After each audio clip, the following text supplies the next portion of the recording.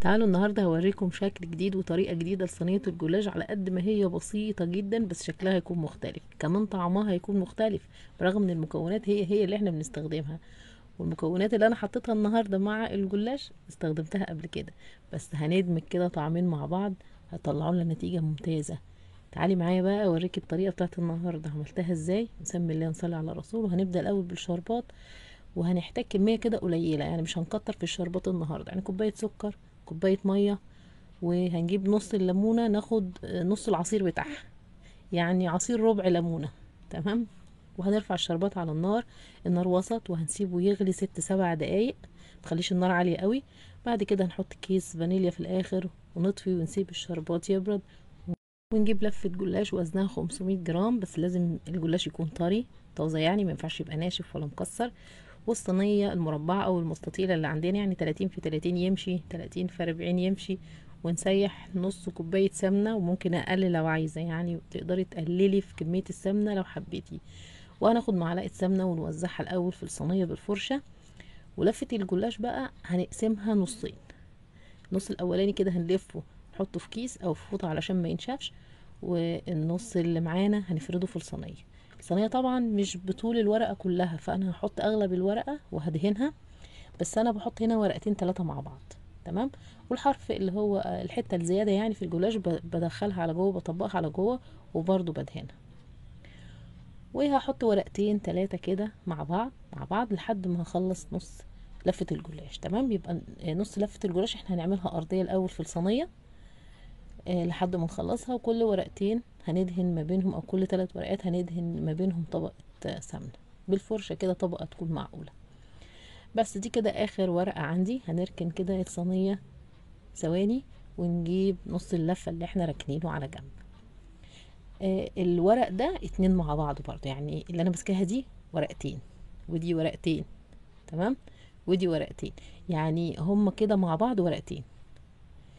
فانا هعمل ايه؟ هاخد كل ورقتين مع بعض وهدهنها بالسمنه برضو. يعني ممكن نص الورقه كده، ان هطبقها اول ورقه كلها، بس المهم ما تكتريش في السمنه قوي، يعني علشان الصينيه ما تبقاش دسمه. واقسميها نصين، واتني الحرف كده، واديله مسحه حلوه علشان الحته دي بقى، بس هي دي اللي هتلزق لما نيجي نلفها بالشكل ده. لان لو ما فيهاش سمنه هتفك مننا، واحنا عايزين الرول اللي احنا بنعمله يمسك كده ويبقى شكله كويس. يعني الطريقه اللي انا بعملها دي ما هي الا شكل، وهتنظم لي كمان الصوص اللي انا هعمله في الاخر. احنا هنستخدم صوص الكريم كراميل، فاحنا عايزين نعمل شكل يكون مختلف شويه بطريقه سهله وبسيطه، ما تاخدش معانا وقت، يعني ما تغلبناش واحنا بنعملها. تقدري وانت واقفه كده في كام دقيقه ترصي كده الصينيه دي، وما تاخدش معاكي وقت. احتجت بقى ايه؟ خمسة 5 صفوف من الرول الرفيع ده. ولفينا الورقة كده وبربناها بشكل سهل، ورصيناهم بالشكل ده. ولو الجلاش فيه حتة زيادة بنقصها علشان تتفرد حلو كده في الصينية. يعني هي شكلها وهي نية كده حلو بصراحة. احنا ممكن نكتفي بيها كده وندخلها الفرن تاخد لون حلو، وما نعملش فيها حاجة تاني. لا لا، هنكمل طبعا علشان تشوفوا قد ايه ان الطعم في الاخر هيطلع حلو قوي بالرغم من المكونات بسيطة. الرول الرفيع بقى اللي عملناه ده هندهنه برضو بفرشة سمنة، وندخل الصينية الفرن. انا مشغلة الفرن قبلها ب5 دقايق، ظبطته على درجة حرارة 200. وهحط الصينية على الرف اللي في النص، والنار طبعا شغالة من تحت بس، مش بنحتاج نشغل الشواية خالص. وبعد ما احطها على الرف اللي في النص هتقعد معايا من 20 ل 25 دقيقة. هي قعدت معايا 20 دقيقة وطلعت، مش هتاخد وقت، وهتطلع ذهبي كده وجميلة وزي الفل. لو لقيتي ان الحروف بتاعه الصينيه، اللي هو الحرف على اليمين وعلى الشمال، الورق بتاعه مطقطق كده وطالع لفوق، كسريه بايدك، دغدغيه ده بس بالراحه. بص انا بضغط عليه كده، علشان هنا انا هحط صوص كده، وهملى ال- المساحات دي اللي ما بين الرول. انا عايزه الكريم كراميل اللي هستخدمه يبقى محطوط كده في النص ومتوزع كويس، فالحروف اللي هي العاليه دي هكسرها عشان تبقى بسوى الصينيه. وهجيب السكينه وهعمل فتحات كده في الحتت اللي في النص بس، نبعد عن الرول الرفيع ده، علشان لما نسقي الشربات ينزل ما بين الطبقات اللي تحت، والصينيه كلها تشرب الشربات، ويعني تبقى مسقيه كويس ويبقى طعمها كله مسكر. فانا هوزع الشربات كله في يعني في المساحه كلها وعلى الحروف كمان علشان ينزل من تحت. يبقى لو انت هتقلقي بقى ان طبقات الجلاش من تحت مش هتشرب الشربات، لان احنا مش هنقطعها دلوقتي، احنا هنقطعها عند التقديم بس، فما تقلقيش خالص، اديها كده كام نغزه بالسكينه. نيجي بقى نعمل الكريم كراميل، وهنحتاج باكو واحد بس من بودره الكريم كراميل اللي هي الجاهزه. هنحط كوبايتين لبن، ونفضي كيس الكريم كراميل بودره الكريم كراميل، وهزود معلقه او معلقتين سكر.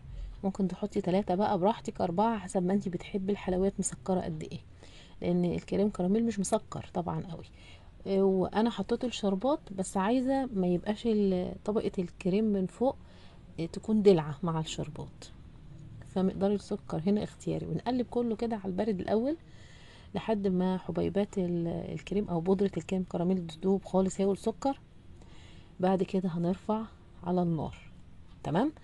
هنقعد بقى على النار كام دقيقة، يعني مش كتير، نار وسط برضو، ونقلب باستمرار لحد الخليط اللي معانا ما يبتدي يغلي. اول ما يغلي كده ونحس انه هيبتدي يفور، نرفعه من على النار، وهنسيبه بس دقيقة او دقيقتين يهدى بس من الحرارة شوية، لكنه هو سخن زي ما هو وسايح خالص كده.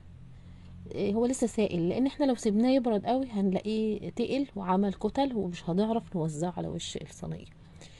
فاحنا هنسيبه بس دقيقة واحدة كده، البخار الشديد قوي يطلع منه، بس لسه وهو سايل زي ما هو هنبتدي نوزعه في الخانات اللي احنا عاملينها دي. ومش هتلاقي يعني هياخد وقت، مجرد بس ما هنوزع الكريم كراميل في المساحة كلها هنلاقيه بدأ يجمد شوية بشوية.